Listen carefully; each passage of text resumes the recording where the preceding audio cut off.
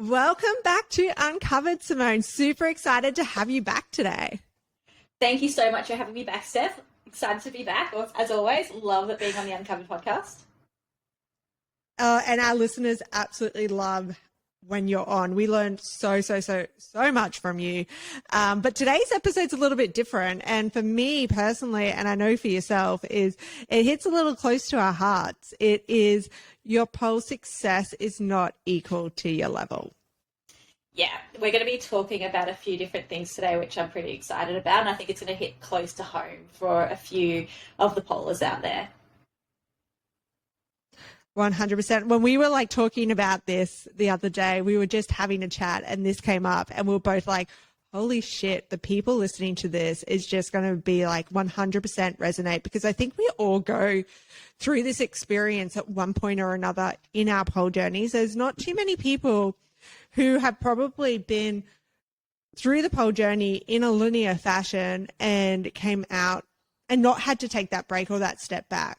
So I know for me personally, and I've shared a little bit of this in the past, is I had I don't know if it's I would say it's significant because it was not life-changing, but it was a change for me in my pole journey. Is like, well, we thought it was a fracture at the time. We now know that it was potentially something different, but fracturing my rib cartilage, and it took so long to get diagnosed and go through it. And I was off pole for 6 months. So that was 2017. And now I'm only just trying to get back again. Like this is like the 5th time back in, but feeling most positive about this one. But I think I've gone through such a huge mental shift in that time, but it's taken me like 5 years to get there. It's so interesting. We just talk about athletes. Sorry, even though this is not going to be a physio podcast, so to speak, today, I'm clearly going to always bring it back to being a physio. But we talk about it's always going to be there.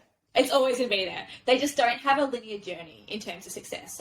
And I mean, we can take it away from the athlete sphere, and not like there's no journey to success being ever linear. We always need to just, it's a bit of a squiggly line all over the piece of paper where you just don't expect it to go up, down, backwards, sideways, all the things. And very similar to you, Steph, kind of similar story. When was it? What are we now? 2022, probably late 2020. I myself suffered a rib injury that ended up being diagnosed as a fracture. That was actually really interestingly, I mean, maybe it's just me that finds this interesting because I'm a bit of a nerd, but I I fractured it not from a trauma, which is, again, not how you'd expect to fracture a rib, but it was actually from overload from a few different reasons. And it was, we had been through 6 months of COVID at that period of time. Being a healthcare professional was particularly hard during COVID. I'm not sure if anyone knew that. Shock for everyone there. That was really stressful. Breaking news. It was a pretty tough time. Obviously, as a physio, nowhere near as tough as for the nurses and the doctors out there. So it was particularly stressful, obviously. My workload significantly increased during COVID, but the patients that were coming to me, it took a very emotional toll on my body. And so every person that I was seeing, they were coming to me with a story, with some form of hardship and challenge. And you get that usually with your patients, but it would be maybe every 5th or 6th patient of the day, whereas every patient was then coming to you and it was just taking out of you. By the end of the day, you're exhausted, you were absolutely emotionally drained, physically drained, mentally drained. And then you kept up with your training for your pole and your fitness and all these things. When I say you, I meant me, obviously, clearly. So really interesting. Nothing changed in terms of my training, nothing changed in terms of any other factor except for my psychosocial factors, which we will be talking about another day in another podcast. But that actually led to me being very burnt out. Yeah, huge burnout, massive amount of burnout for myself. That then meant that when I kept on training and trying to push myself to, not more, but the same level, trying to get through my usual pole routine, that actually led to significant fatigue, which then caused a stress fracture that got misdiagnosed, that then progressed to a full fracture that still got misdiagnosed. And it was a very interesting time in my life because as a physio, you think I would be able to pick up a fracture, right? Yeah. So You would think so, yeah. I think so. Like logically speaking, yes. Yes. And I like to think I'm a pretty good physio. Funny enough, I actually was the one who was like, this is fractured. And there's videos of me doing handsprings, there's videos of me doing straddles and shoulder mounts and all these things for about 6 months with a fractured rib. In a lot of pain, might I add. Wow. Yeah, at different points. Like there was moments where the pain was improving, so I would, I did what any person out there would have done. And I backed off at certain points. I actually ended up having 8 weeks break at one point because I'm making it sound very dramatic, but I was being taken care of by sports medicine doctors and other physios and so forth. So I wasn't just sort of pushing through pain, but I was being guided as to what was going on. And really interestingly, no one believed me. We ended up having to go through another 6-month process of diagnosis. And during this period of time, they actually thought it might have been cancer. So I ended up spending about, I think it was probably about 9 or 10 months completely away from pole.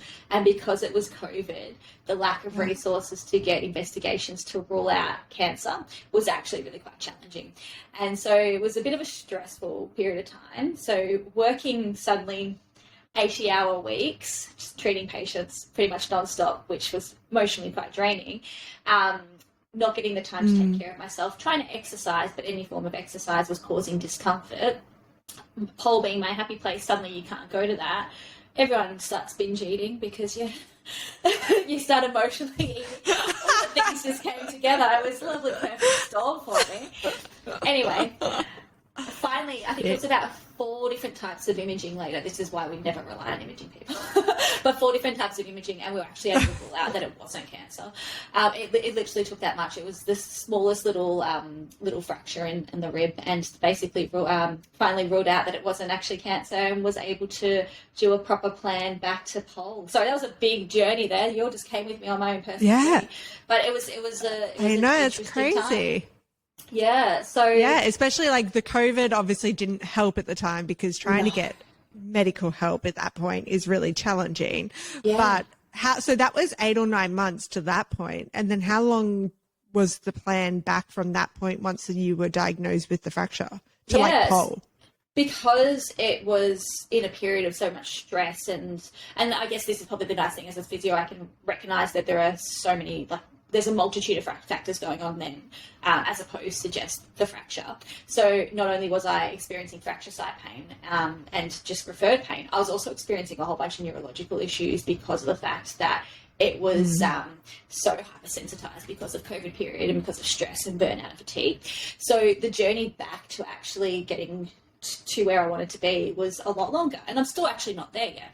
So I think it probably ended up being about 10 months before I took my first class again, which happened to be earlier this year. And so when I went back, I jumped back. So I was at my studio, I think I was A2 level, so advanced level 2, working on advanced level 3 stuff. So I kind of never really paid that much attention to, tricks and levels and bits and pieces. I did what my body felt good with. But I was doing handsprings and I was working on INXs and a few different things like that. When I came back early this year, I went back to our intermediate preparation level. So it was when the level where people start working on towards their straddle again. And so I was a bit of an anomaly when I had my fracture, is that I could do things like a handspring. I could, I could feel comfortable, even though the pole was against the fracture, I'd be okay to J split. Like there was just some things that weren't ever lining up. That's why it took so long for it to get diagnosed as a fracture. I remember the doctors literally saying to me, "There's no way you've got a fracture." They were like pushing on my fracture site. And they're like, "You're just being so much more pain." And I'm just like, well, pain's very subjective. And then they saw a video of me trying to do a straddle and then me coming out and just laying on the ground for a while. And they're like, "Okay, maybe you do have a fracture." So that's why it took a while to get diagnosed. But going back to intermediates, the hardest thing for me to do when I was injured was a straddle. That was literally the thing that was causing me the most pain. But you could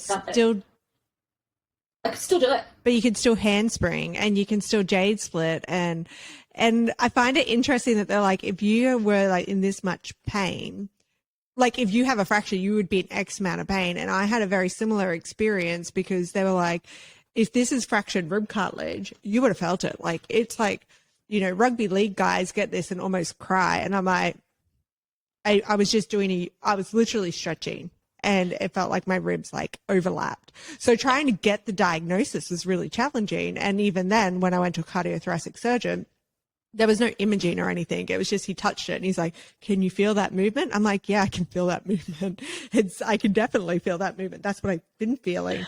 But it just brings me like all the way to the question of like, obviously there's more reasons. We have injuries, right? So both of us have injuries that have caused our break, and that's only one thing. But I bet you people are listening to your story and being like, well, man, 10 months of pole is huge, like between classes, and probably like, I don't think I could take that long. Like, that's really heartbreaking. And then I do think that's why some people don't necessarily go get checked early, because that idea scares them so much. But obviously we've just had COVID. So people were taking breaks over COVID. Depending where you lived, it varied. If you're pregnant, how many pole people have we seen come back from pregnancy lately that have been impacted by this linear model of which we have as pole dancers? But yeah, general health, we have, and I bet you we're going to see a hell of a lot more of it in the coming weeks, and between now and the end of the year, is financial breaks, because it's getting a lot more challenging with inflation and the cash rate rising, and that's anyway, let's not go there. And yeah, not coping with the demand. I was like, I don't want to think about. I've had so many conversations about economic impacts in recent weeks, and just from like just being around people who talk about that stuff, and I'm just like, don't want to think about it. Yeah, that's fair. Let's just move on. It's just, there's so many different reasons why people don't, like, they have to take a break. There's so many reasons out there. So it's not just always injury, and it's not always 10 months. Sometimes it's 4 weeks. Sometimes it's longer than that. Like, sometimes it could be years between, pole sessions for people. But there's just so many different reasons why people end up taking breaks in pole. Yeah. I agree. And it kind of brings me back to like, why do we, and look, I kind of know the answer, but why do we have such linear processes and like we're going to talk about this a lot throughout this episode, because not everybody's body fits it, not everybody's journey fits it, but like, why is it? I think it's clearly just the easiest way to run a studio is to have stepping stones, because otherwise it gets too hard because you're trying to manage, X amount of people with all different variety of levels and things. So, but yeah, I've seen in our studio in particular is we've had a few girls who are poling a lot, and they've skipped a couple of levels because they've been poling a lot and they've been learning the tricks in trick classes rather than in their levels, which is great because they're now in levels which are challenging them. However, we're starting to see the impacts of burnout on them. And now we're trying to explain to them that they need to take a break and they need to take a step back. And that is a challenging conversation to have, because they're now like, but I'm advanced. If all this work I've put into it, if I take a break, I'm going to lose it. It's stressful, and I can appreciate for a lot of people that it can just feel really overwhelming, because in life, a lot of the time we correlate success and growth. And this is something that we've chatted about previously, where when you grade, you feel amazing because you feel like, you've ticked a level so you can move on, you're putting it past you. So no one ever wants to really take a step backwards. No one wants to ever feel like they're actually going backwards in life. And I think we need to, and this is, I guess, what our podcast is about today. Our podcast, like I've now taken 50% of your podcast. So. Jess coming on board. That's cool. I can share. I don't mind sharing. What is it? What is the thing that I often have to say to myself? Or not often, but like I see a lot on my Instagram is like collaboration, not competition. Collaboration. Yes. Yeah, we're collaborating. Collaborating. Love it. Yeah. 100%. Hands down. I think the main thing that we want to try to get across today is that we want to normalize moving down grades, because there doesn't seem to be this thing in the pole world where it's normalized. It just seems like a lot of people take it like it's failure to have to go back a level. And for me, when I went back to intermediate prep at the start of the year, I didn't ever see that as failure. I saw it as opportunity. And I was so excited by that opportunity to revisit content that I'd previously haven't done for a while, but also to work on my Gumby or non-preferred side. And then even, because I definitely have to say into prep was quite a comfortable level for me when I went back. I was just managing like getting back into movement with the pain and was trying to work through that. But the actual tricks themselves, they were fine. They were never ever an issue. It was about going above and beyond the trick for me. So it was about, okay, well, I now know the content for intermediate, advanced level 1, advanced level 2, and advanced level 3. I'm going to see what I can work towards individually and just gradually push myself and get my body back into the state that it previously was. The hardest thing wasn't going back to doing the tricks. The hardest thing was the grip of the pole. Like, God damn, that hurt. That was the burn. Oh my gosh, my skin was virgin skin again. It was just like, what is this? It was horrendous. It was not a fun time. That was literally like the hardest thing. Ironically, I think it was probably my third session back in by myself working on some whole stuff. I was like, let's see how I feel in terms of my isha. Not a worry. I was like, okay, cool, let's try handspring. Could still handspring quite comfortably after 10 months. Not a worry. It wasn't my strongest handspring. It wasn't what it used to be. I'm not owning the trick still. It's getting there.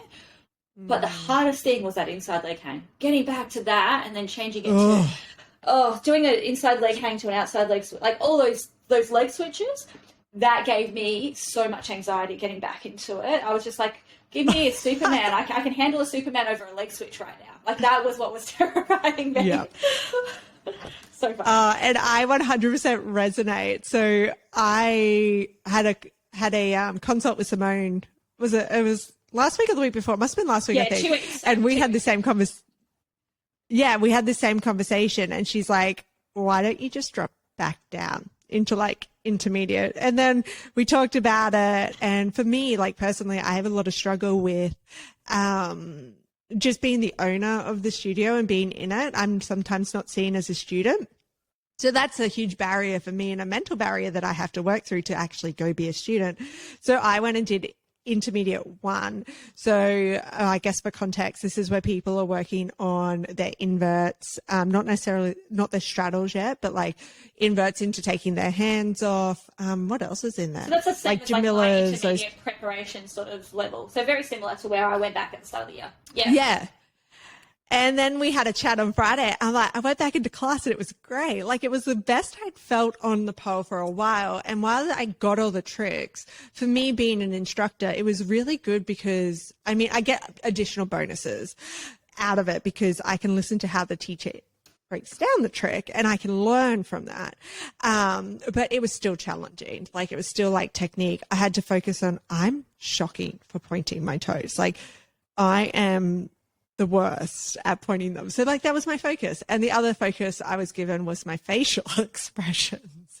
I had to like smile because when we do tricks, I have my trick face where I put my lips and my teeth over my lips. And yeah, like those are things that you have to like undo because they've become such behaviors. But I could do all the tricks comfortably, but I felt clunky. So I could do them and I could repeat them. But there was some of them where I just felt it wasn't smooth. So I was like, cool, I'm really excited to actually perfect these. And it's the first time I felt that good in a long time because I went back to doing privates, which were good because it was more personalized and it meant it was my bubble and I could work on the things I needed to. And we were working on intermediate level stuff, but we were also working on handsprings. But we've sort of come to the point, and like the biggest thing you said to me is just because you can do it doesn't mean you should be doing it. Yeah. Like it doesn't mean your body's ready. And for me, there's a huge strength barrier there. Yeah. And that's the same with me right now. So I can do a handspring.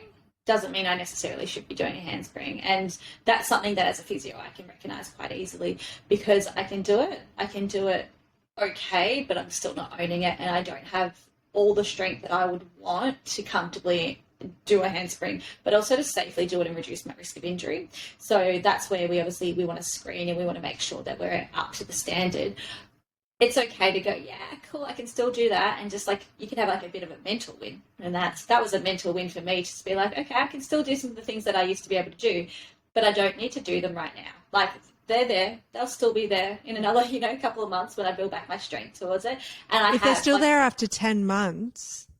Yeah, absolutely. They're still there after 10 months, and they don't feel good yet, but they'll be there. They'll definitely be there, and they're only going to get stronger again. I'll get back to that point, and, when I'm there, great. Also, I'll work towards the next thing. And there'll just be ups and downs along the journey. Like, that's it. It's a journey. It's not supposed to be a linear pathway. And I get, like, we had this conversation recently with somebody on our team, and we were talking about it, and we're like, we're talking about our students and the rush to advance that they have. And like, because we've put a couple of benchmarks in that aren't in play at the minute, but will become in play eventually, because we're just on a change of curriculum. And they are like mobility benchmarks and strength. So shoulder mobility, hip mobility, and a strength benchmark. And obviously they're important because we understand that you need those to achieve particular tricks. So we have people who are like, I just need to get to advanced before they introduce the benchmarks, because I'm never going to be able to do those benchmarks. It's like, probably shouldn't be in advance then, if that's the sort of thought process of which you're going through.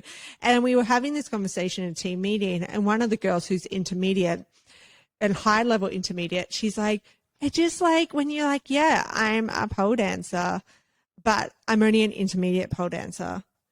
It sounds so much better to be, I'm an advanced pole dancer.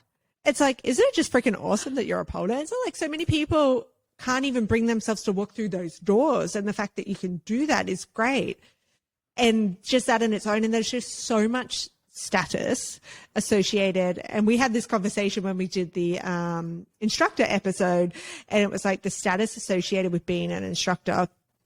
The same thing happens when you're an advanced pole dancer, but it's probably one of the most challenging levels to be in, because there is no longer a pathway, because it's just this big wild world of like these advanced tricks that you might be working towards flexi, dynamic, strength. Like, it's just huge. Yeah. I much prefer the intermediate levels in many different ways, because of the fact that they are your foundational strength moves. And I know when we had that conversation a couple of weeks ago, when I sort of said to you, well, why don't you go down? It doesn't sound like you're, ready to tackle on the world that, of advance at the moment. I remember your first reservation was that it would be boring. Do you remember that? It was like, yes. It was like the first thing you're like, but what? I'm going to be bored. And I feel like a lot of pole dancers out there that's probably the first thing that they would think about when they think about this podcast. Be like, why would I want to go back a level and do the stuff that I already know how to do? It would be boring. What was the first thing you said to me out of, like, once we had that chat after your class? I can't remember what the first thing it said, but it was along the lines of, I was definitely challenged. Yeah, you're like, that was great. And like what you said before, that's the best you've ever felt after a class. So, like, there is nothing to worry about in terms of, being bored or feeling not challenged or, not enjoying it, because you absolutely will. Yeah. And I even had to, and I guess this is probably going to be really important for the listeners, I even had to explain why I was there to a student. And we talked about maybe what I would say. And it's like, just say you're here to look at the student experience. And I made the decision, to be honest, when she's like, Steph, are you any like intermediate level? And literally that's how she said it to me. I'm like, look, like, just because I can do advanced things doesn't mean I should be doing them. So I'm here, like, working on this as a part of my physio recovery because of injuries. And I need to build strength here. Like, this is where I need to be. And she was like, I think that's really good. And I said, and you know what? It's a bonus to be able to look at the student experience, because it is a new curriculum. And I didn't even work myself through the old curriculum, because by that point I was already advanced. So I didn't really understand that and how that works. So I am getting a lot out of what my students are experiencing, which will help me in the business. And I know listeners don't have that opportunity, but if you take a step down from advanced into intermediate, you might find people being like, why are you here? And it's okay to be like, because I value my journey. And I actually think it's really important messaging to those who are in the intermediate levels to be like, it's okay to slow down. It's okay to take a moment to be here and really focusing on your foundations. There's two things I like absolutely want to add to that. So the first thing is the judgment. Like, let's all for a second, everyone who's listening to this, just take a moment to think about your, prejudices towards gradings and levels and towards other people when they have potentially come back down a grade. It's not failure at all. And there's many different reasons why people have to come back down grades. Let's just leave the ego at the door. Like, there is nothing wrong with coming back down a level. There is absolutely nothing wrong with it. And in fact, to me, it shows so much more common sense, but it also shows so much more awareness about what you need to be working on as a pole dancer. And it actually allows, greater growth experience in many different ways. You know that, there's areas that you need to work on. It also sets an example, like you just said. It sets an example for so many pole dancers out there that when they see, and there are definitely girls in my studio who I think are fabulous at this, they see a elite girl drop down to like A1, A2, or, an A3 girl drop down to intermediate. And they actually see that and they take that as a positive. There's so many girls who and so I'm a girls only studio, I should also just stipulate that. There's so many. So are we. Yeah. Yeah. There's so many that look at, the people that have come from higher levels and go, if they're doing that and they're getting still things out of, this level, there should not be a stigma against it. Like, there absolutely shouldn't. But occasionally, and I see this happen at my own studio, where girls go, like exactly what you got the other day, which is why are you in this level? And they ask it in such a judgy tone. And it's quite demoralizing for people on the other side. So I think anyone who's listening to this, just have a think about your own, views and inner prejudices towards potentially grading and levels, because it's just not necessary. And in fact, you can learn so much from people coming down levels, and you can, gather from the, information from their experiences. And quite often, if you make friends with them, they'll help you along the way. Like, I've absolutely adored being back in intermediate, because I've got a few different mates in my class at the moment that, and I mean, I'm very lucky. I do get taught by Mishka, so I get a fair bit of trust. She knows she knows me, I think, well enough to know that I can turn to one of my friends and I'm just like, hey, you needed to get your hips up more in that. And so then that friend can go back to me and be like, okay, yeah, no worries. And then so I'm not ever instructing, I'm not ever trying to do anything like that, but I'll turn around and be like, look, you pull a bit more, get a bit more behind that. And so you can get that sort of, that help from someone who is, previously a higher level student that's come back down, and they really appreciate it. Like, if you're looking at things the right way, you'll actually find it to be quite helpful. But yeah, I think get rid of this mentality that you're an advanced student just because of you graded into advanced. For me, an advanced student doesn't mean that you can Aisha and you can handspring. Like, that doesn't make you an advanced student. For me, what it means to be an advanced student is the mindset. It's your mentality. It's your awareness in terms of how you're moving on the pole. It's your mental readiness, your physical readiness to be able to move up into those advanced level. I guess we could call it like pole smarts, for a better word. Like, I see so many girls and guys, obviously, at different studios, who grade up to advanced levels, but they just don't have pole smarts yet. And they'll hopefully go on and develop it. It's like street smarts, but for pole. It's like you need to get your hood cred first before you can go up as your pole cred. I agree. And we've seen so much of this in our studio where we've actually had to go, we no longer call it grading. We changed to check-ins, so a little bit like more of a coachy term, because we don't want to be like the assessment element. Like, we wanted to sort of remove that. While, yes, you need to be comfortable to move up, we kind of put it back on the students to be like, do you own this trick? Do you feel good in this trick? And we still have some students who still operate under the same thought processes of grading because they were there when we were doing grading. So that's going to take time to work through. But the post, there are some people that were like, look, you can kind of do everything, but we don't actually think mentally you're ready to go into this next level. because of XYZ reason. And those are really challenging as an instructor to relay. But I do want to quickly jump back to the people dropping down and talk to the people who are in those levels about how it, not talk, but like just share a really good message about just because people are dropping down, don't feel like their presence in your class takes away from your learning experience, and don't use that as an opportunity to compare yourself to people who have probably done this level before, because that from a mindset perspective is going to be really damaging, and it's actually going to hinder your experience in the class. And we've had this in the studio because we encourage our girls to go back and do other levels as extra conditioning. So we're like, and we have girls who's will just do like intermediate 1 to 4 or intermediate 1 to 3 or whatever, depending on their membership, because they want to go back and continue to build those foundations. We don't want to take away from those people who want to do that, because that's really an important part and it's something we really condone.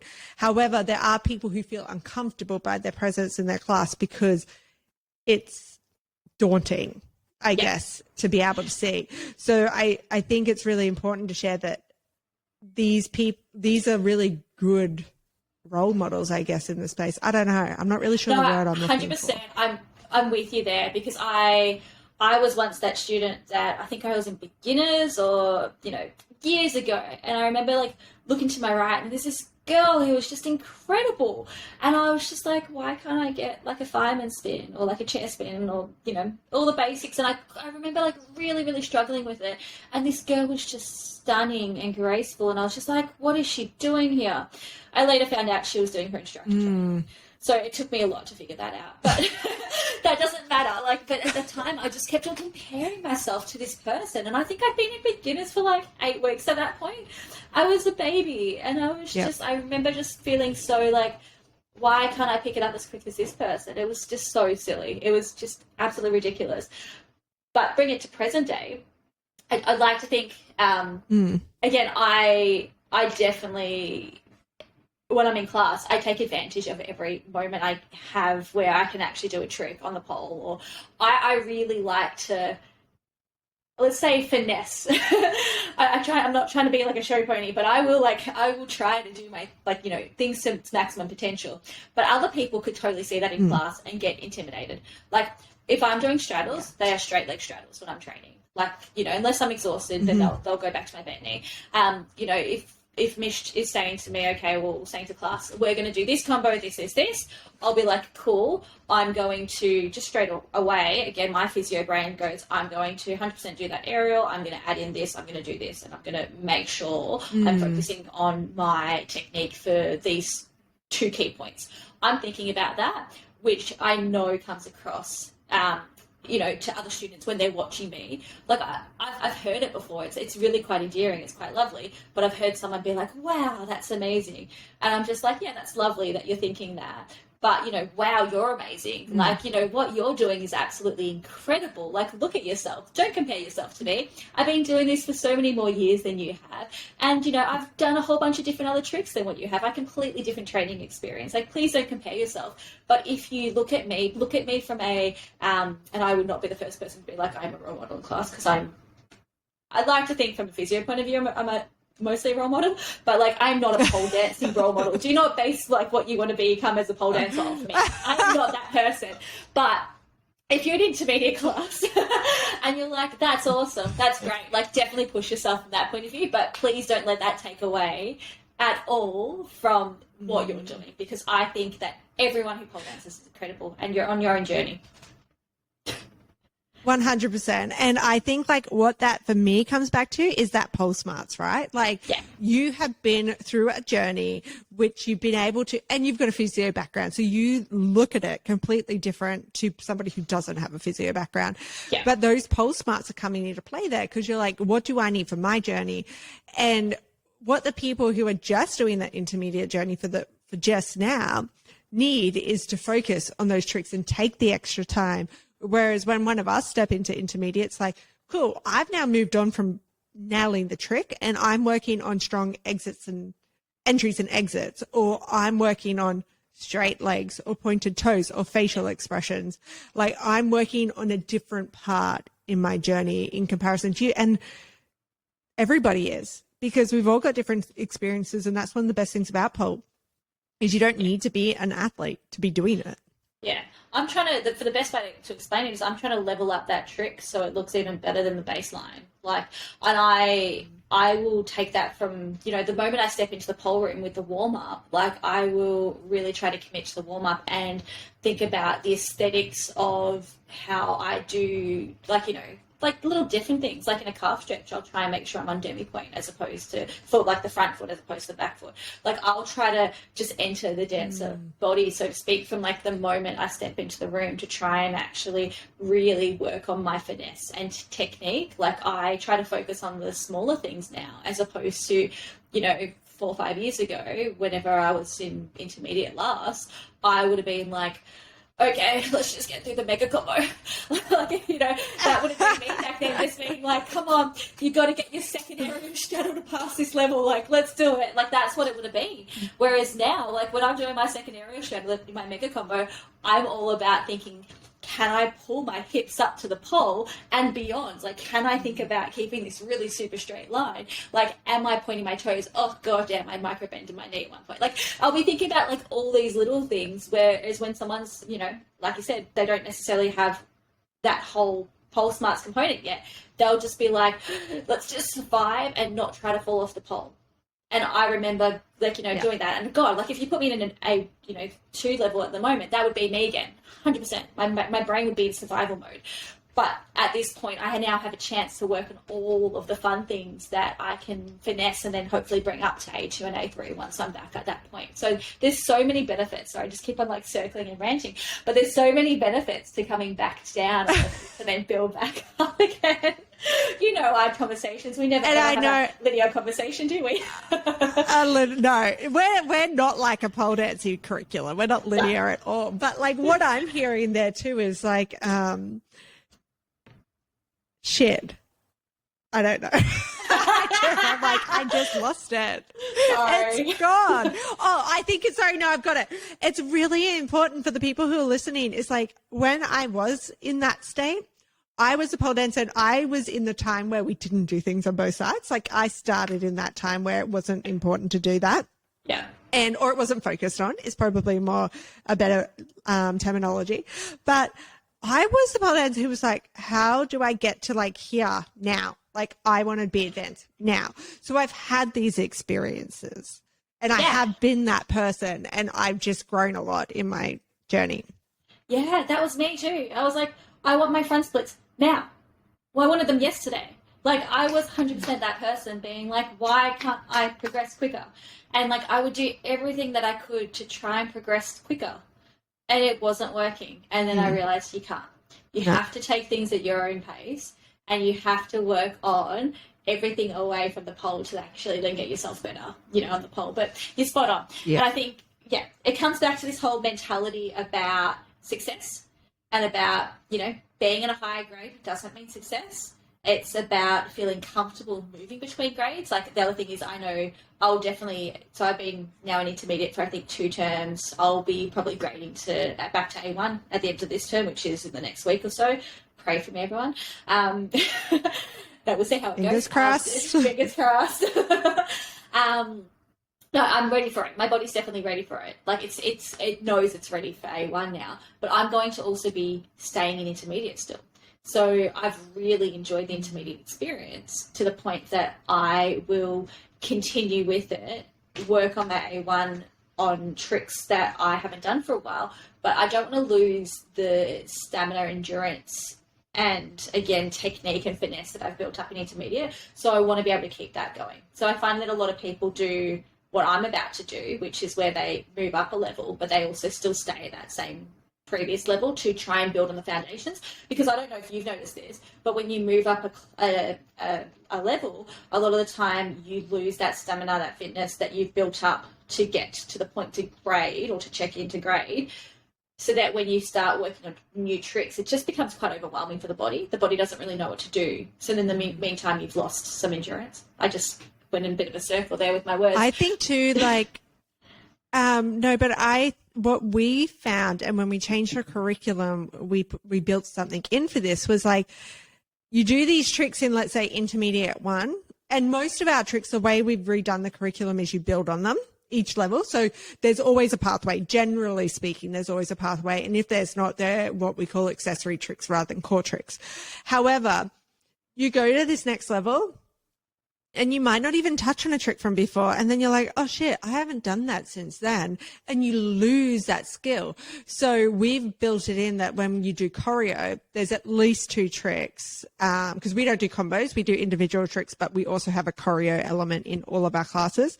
You have to do previous level tricks in your choreo. So you will be touching back, not all of them, but you will be touching back on some of them. But we're really trying to encourage not losing that, because they still have really important foundations towards your overall pole journey. So yeah, I find that's a huge one, that if you don't continue to work on it, it's just gone.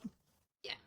And I've definitely seen, and like our studio's made a real conscious effort to change towards that sort of curriculum over the last sort of 3 to 4 years. I've definitely seen, like, you know, if in an A1 level now, the intermediate mega combo is a given. Like, you walk into your first class on A1, you're expected to show that mega combo, I think probably 2 or 3 times at least, and your Gumby side as well.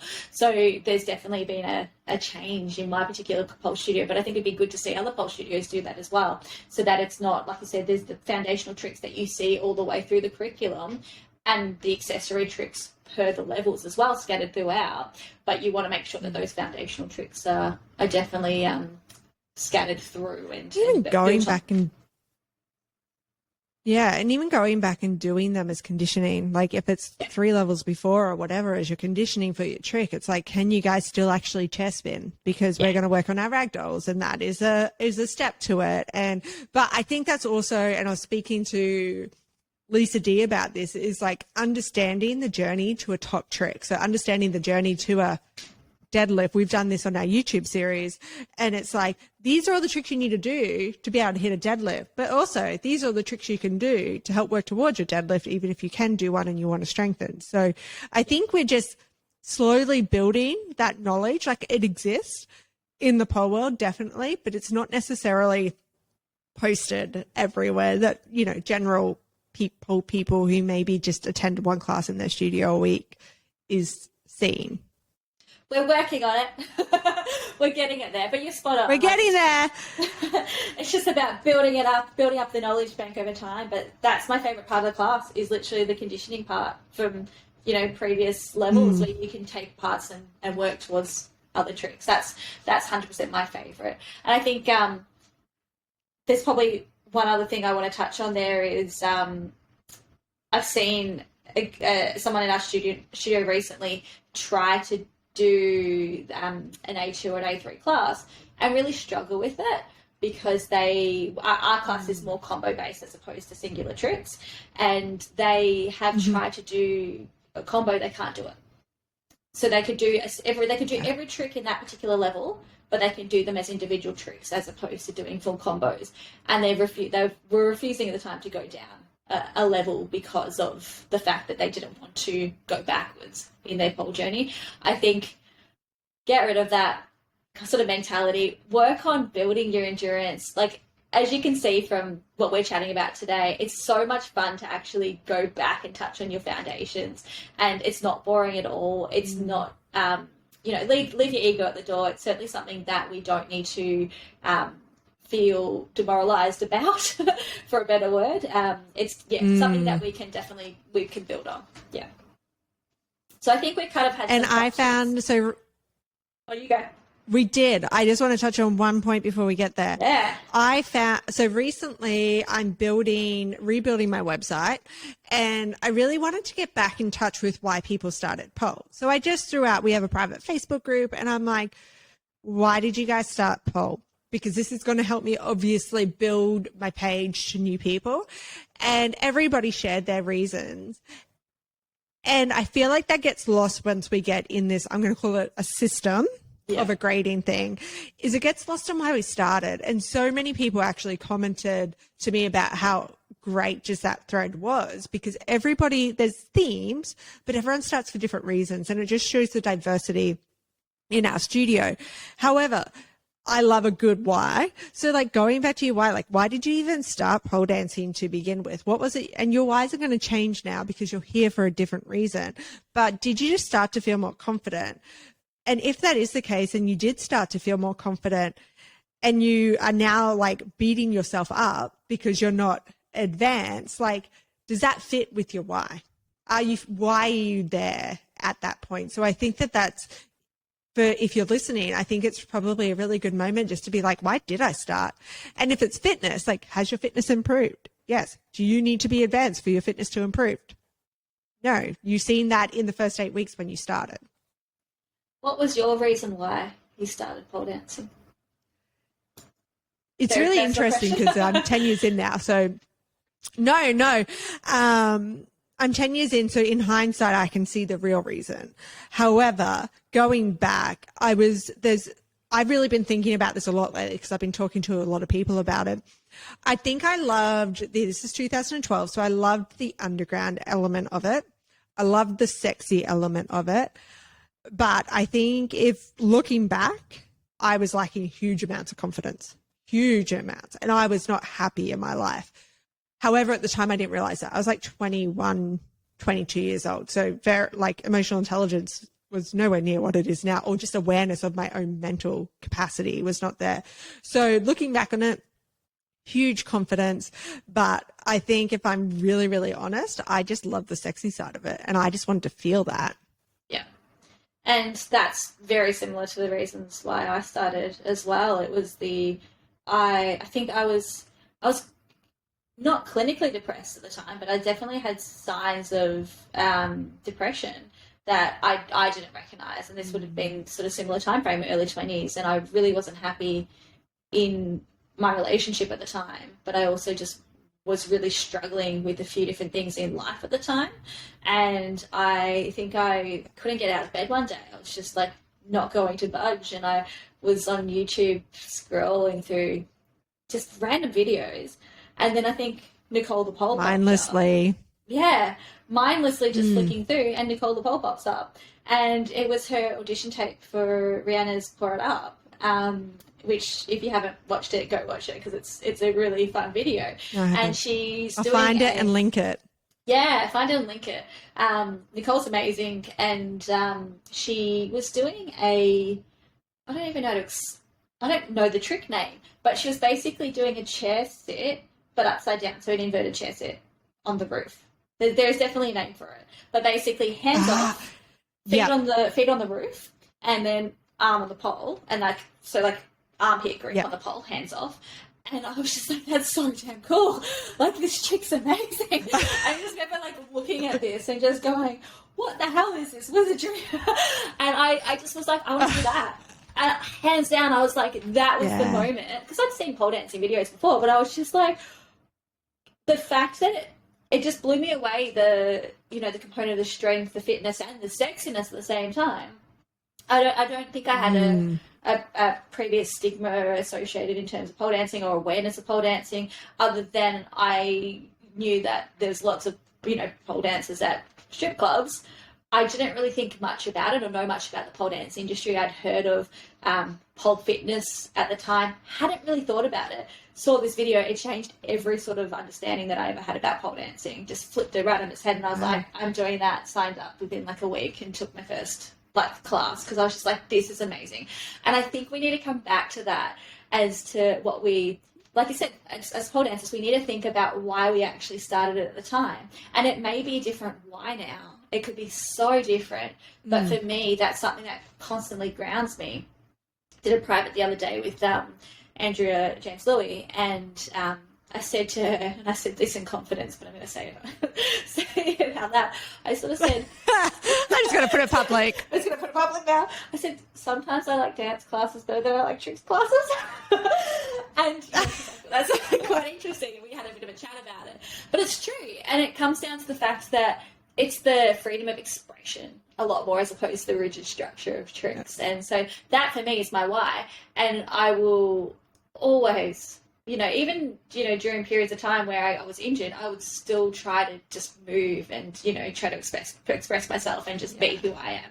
So I think there's always, different ways to come back to the why, but never forget it. And if your why changes, then that's okay. Acknowledge that, and then just focus. Make sure you have that in mind as your why. Yeah. I agree. And the thing I'm kind of loving dance classes at the moment too. I've been doing a twerk class and that's been awesome because there's no pole involved. I can just like shake my butt and it's been great. But I think, acknowledge your why, but also, it's like next minute, the next episode is going to be like how to twerk. How to get your freak on. But I think, or Netflix. I think coming back to it, like, why did you stay is also the other one. And that's going to be the next question I'm going to ask my community is, look, you guys have told me your why. Now tell me why you stayed, because getting through that, there's something else you learn, I think, in that journey. But anyway, it's probably a whole nother episode. So do we do our top tips now? Yeah, let's do that. I'm just like thinking about the why did I stay question now. That's just made me think. That's a good question, because like I like the achievable. Mine was the achievable challenge, and I think it helped me build confidence. And then having the confidence, like literally, I do attribute pole and my experience in pole to changing my entire life. Yeah. Like 100%. Like for me, that's a huge thing. But I know other people, it's not that pivotal, but for me, it was. It's huge for me. Like I've now, my whole workplace is basically around this, which is not even something that I thought was going to ever. It's not something I planned either. It kind of happened, and I kind of, put my pleasers on, and I just kind of stumbled into it. It kind of just happened. Surely that's going to be like a TikTok reel now. It's like I just put my pleasers on. And I just like next minute I'm in a pole studio. Oh yeah, that. That's great. Yeah, it's one of those things that it just completely has changed my life, and it was really interesting because I had a pivotal moment when I was injured, and I was really injured, and I was like, how can I be pole physio if I'm injured? I was like, had the whole like little mini existential crisis there for a moment, but pulled myself out of that funk pretty quickly because I was like, of course I can physio and pole physio whilst I'm injured. But then I had a moment of, do I want to go back to pole? Like I'm injured. I literally would ask myself these questions. Not one moment was I like, I don't want to go back to pole. There was never that moment that it was always like, I want to stay. And it wasn't because of my patients. It was because of me. So I think that's a really interesting question that people need to think about. Yeah. Top tips. Yeah, I'm interested to see like top tips. Yes, let's do it. All right. I'll go first. Yeah. Forget how good you used to be. Setting realistic, measurable goals. I think this one's hard. Yeah. To forget how good you used to be. Like even now, I say like my prime and people are like, oh, I don't even know what my prime is yet. I'm like, it's probably a good thing because you haven't fallen off the top of it yet. So I'm going to counter this and be like, I don't think I was that good. And it was like, I was amazing in terms of like compared to the average muggle person. Like anyone who looked at me would have been like, oh, that's awesome. That's fine. But I actually think I'm better now. And I can't do half the stuff that I used to be able to do. And that may come across really cocky, and it's not me trying to be cocky or anything like that. But I think as a pole dancer, I'm so much better. I look back specifically on all my dance videos. Dance is where I see it the most. I can see how much more comfortable I am in my movements, my fluidity, but also in terms of if I was to throw a trick or combo in there, it would just look so much more effortless now. And for me, that's more how I judge my success as opposed to like success by tricks. That's probably just a thing or success by levels. Oh, levels, exactly. So I think, but yes, definitely, if you're that sort of person that, really puts emphasis on, but I used to be able to do a Rainbow Marchenko and now I can't. Well, guess what? That's a bloody hard thing to do, first of all. And most people can't do it anyway. So why don't we take a step back and set some realistic, measurable goals that, you can do in an achievable time frame and work on that. Go back to your SMART goals and actually work your way there. So for me, at the start of the year, my realistic goal was getting back my straddle. And getting back a pain-free straddle. And once I got that, I was like, that was achievable, that was realistic. I didn't even put a time to it because I was just like, I'm going to do this when my body feels ready to do it. And that was my time.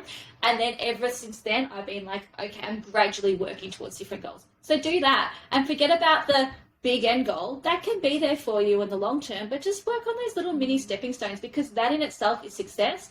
And success doesn't have to be you ticking off a whole bunch of goals anyway. Success can be just the journey and how you're feeling in the journey. And that's how I determine success. That was my little mic drop moment. Damn. Okay, we have no more tips, guys. Just take that. Just take that one. No, I 100% feel that. As you said, that all of that. And even listening to, I follow an entrepreneur that I really quite like, and she's just like, guys, it's not the destination, it's a journey. If you can't be comfortable in the journey, the destination's not going to be enjoyable anyway. You're just going to get there and go, oh, cool. Now I've done this thing, and now I've got all these other things I have to do. So you need to enjoy the journey. Yeah, I love it. If pole was supposed to be easy, like, then we'd all be doing Rainbow Marchenkos. Like, what's the fun in that? Like, then suddenly it just wouldn't be like that cool of a trick. Like, an INX wouldn't be that cool of a trick if we could all just do it. Like, the enjoyment is the journey. Absolutely. Yeah. The next one we have is that your body needs to catch up to your brain. So if you do take some time away from pole, then, like, you know, and I'm talking about a considerable amount of time, so something like what, you know, Steph or myself had, my body could do a handspring still. My brain could do a handspring still because it remembered it. You have muscle memory, effectively. So even if you lose physical strength and spending time away from the pole, your muscles still have inside of them the ability to retain that sort of memory of the movement. So even if you don't have the strength, your muscle does have the memory to do it. So it can still potentially whip out moves that your body is not necessarily ready to actually do. So just because you can do it doesn't mean you're ready for it, doesn't mean that you're owning it. And you need to allow your body to take the time to catch up. So I can handspring, and that's wonderful. I'm not going to push that at the moment because I know that it's not ready for it. I know it doesn't feel good in it, but I'm going to take time away from the pole, work on that, and then build that up. And I think that works really nicely into, and I'm going to skip one because I reckon that should just be our last one because we've talked about that a lot throughout this, but doing your conditioning is like so important, and that is what's going to help your body catch up to your brain. And also, like, working on your Gumby side is another thing. Like, all of those things are going to, because I find when I work on my Gumby side or my non-preferred side is I'm thinking so much harder about the trick too. So that's obviously helping the neurological pathways build for me to be able to achieve the trick. Yeah. And you don't have to be equal. No, I think people think like your Gumby side should just be as good as your goods. It doesn't have to be that way. Our bodies are inherently asymmetrical. We're always going to have a somewhat preferred side compared to not. It's wonderful if you don't have a preferred side and you're just like everything could go anyway. That's incredible. It doesn't have to be like that. There's allowed to be some sort of difference still. Like, they don't have to be trained equally, but definitely work on your Gumby because my gosh, that blows your mind sometimes. So I was trying to just do a split hang the other day, and I was trying to pull up from some sort of leg hang to do the split hang, and I just figuring out where my hand placement was. I was like, what the hell is going on here? I had to come down, do it on my preferred side. I was like, oh, it's simple. Why am I thinking so damn hard about this? I went back to my Gumby and was like, yeah, this is hard. And it physically wasn't, it was just the mental component.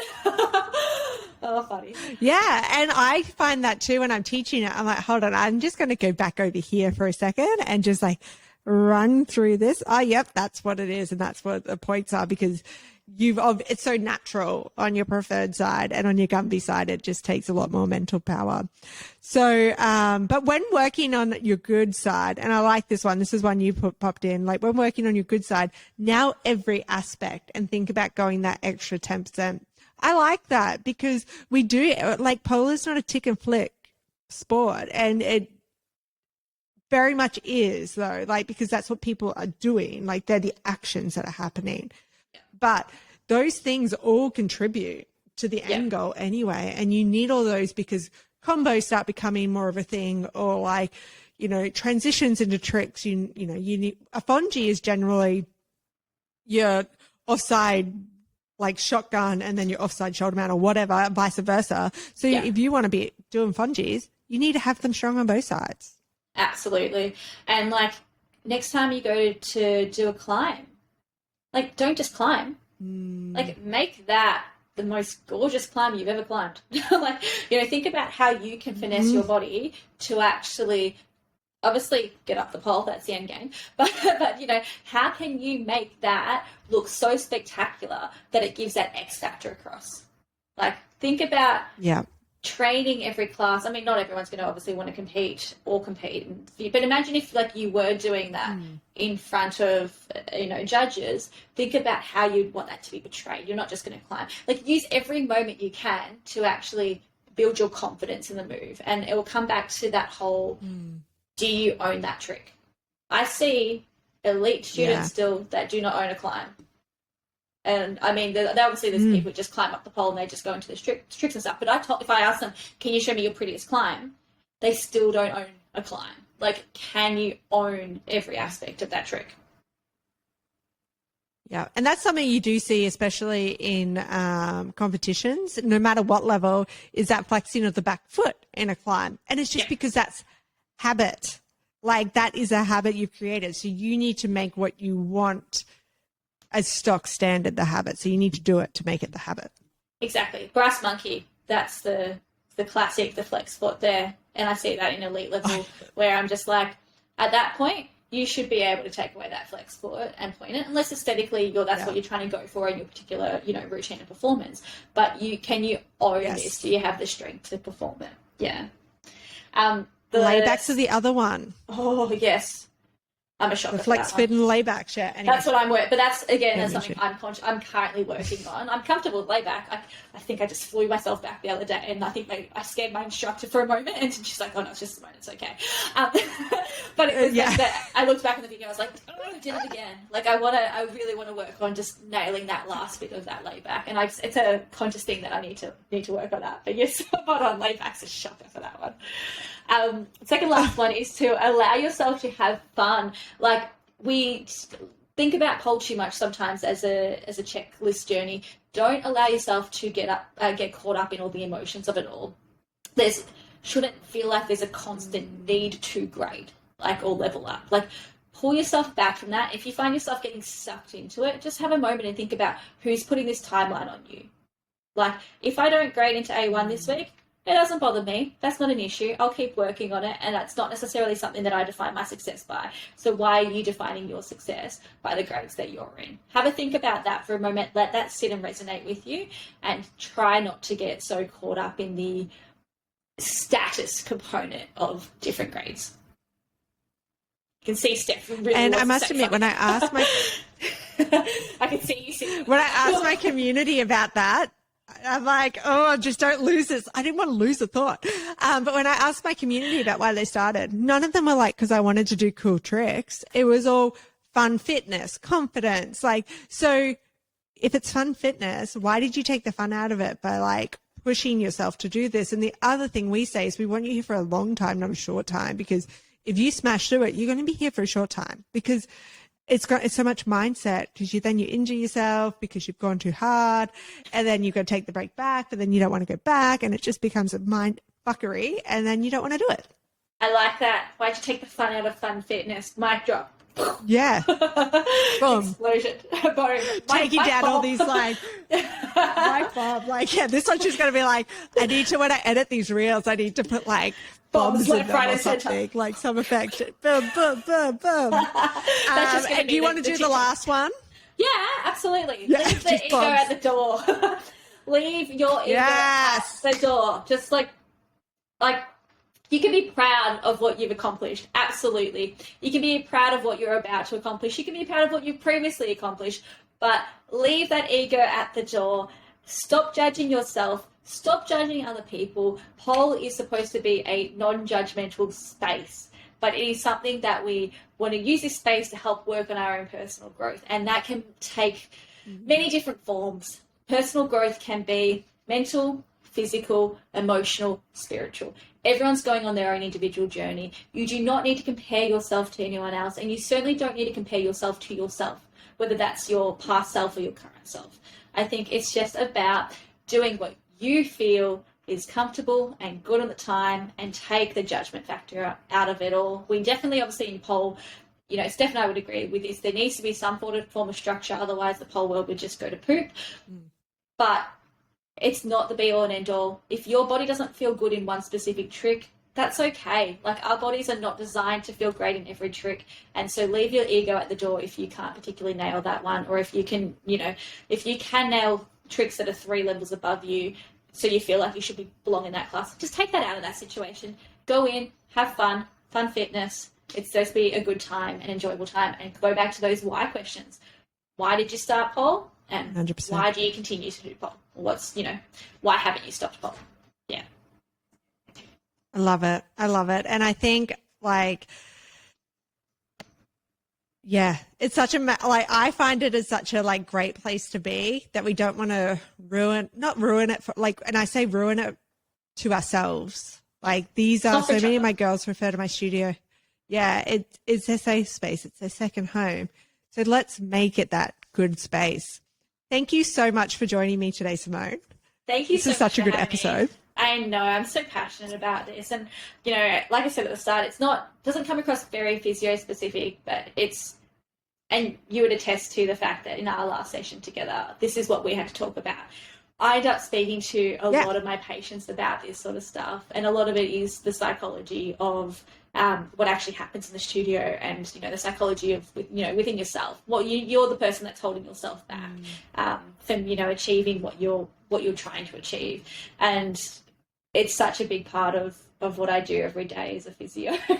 So I've really enjoyed it, because this is a pet peeve of mine, like an absolute pet peeve that I see so many people go through. So I really appreciate you having me on board just to chit chat, and maybe our next one might be a bit more physio based. But I love maybe we'll bring her back to talk about something physio based. Maybe we'll see. Maybe. The next couple, we've already got a couple planned, guys, and they're going to be great. But we thought this would be the one that would really resonate with you all the most. And really, I think our listeners are going to get so much out of this, because I know there's a lot of people who listen who go through the same battles, whether it's after pregnancy or injury or COVID or whatever. So guys, come check us both out on Instagram. I'm at uncovered.pd. And Simone, where can people find you? At the pole.physio on Instagram and pole.physio on Facebook.